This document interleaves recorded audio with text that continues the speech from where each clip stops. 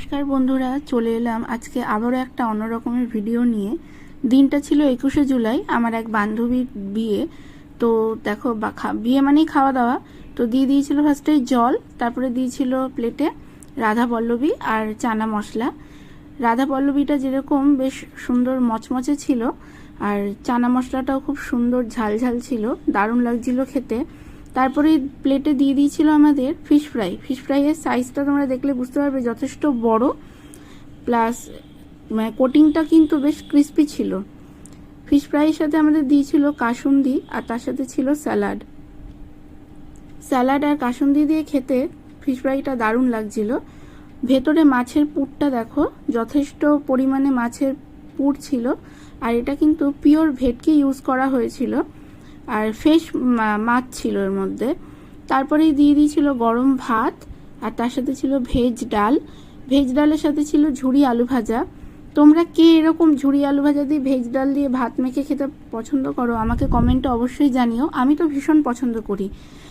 এরপরেও কিন্তু আরেকটা আইটেম ছিল, সেটা ছিল মাছের কাতলা কালিয়া। যদিও আমি মাছের কাতলা কালিয়াটা নেইনি, তাই তোমাদেরকে আর দেখাতে পারলাম না। এইবার এইদিকে দেখো দিয়ে দিয়েছিল গরম গরম পিস পোলাও।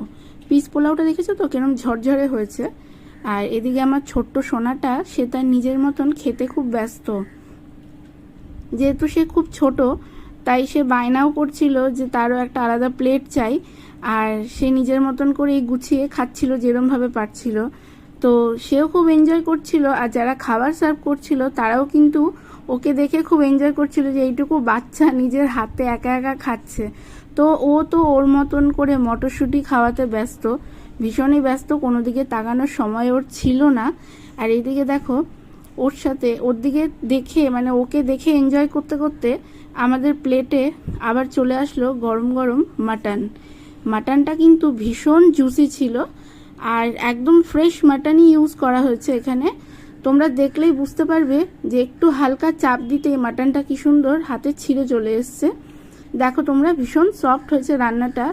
আর শুধু মাটনটা সফটই না, খেতেও কিন্তু ভীষণ টেস্টি ছিল। এই গরম গরম মাটন দিয়ে পিস পোলাও খেতে কিন্তু দারুণ লাগে, আমার তো ভীষণ ভালো লাগে, আশা করি তোমাদেরও খুব ভালোই লাগে। এরপরে মাটনটা দিয়ে আমাদের খাওয়াটা যখন শেষ হলো, তারপরে প্লেটে চলে এলো আমের চাটনি। আমের চাটনি তো এমনি ভালো লাগে না, তার সাথে ছিল পাঁপড় ভাজা, আর শেষ পাতে ছিল আমাদের রসগোল্লা, আর তার সাথে ছিল আইসক্রিম, আর আমাদের দিয়ে দিয়েছিল হাজমোলা। তো এটাই ছিল আমাদের ভিডিও। কেমন লাগলো অবশ্যই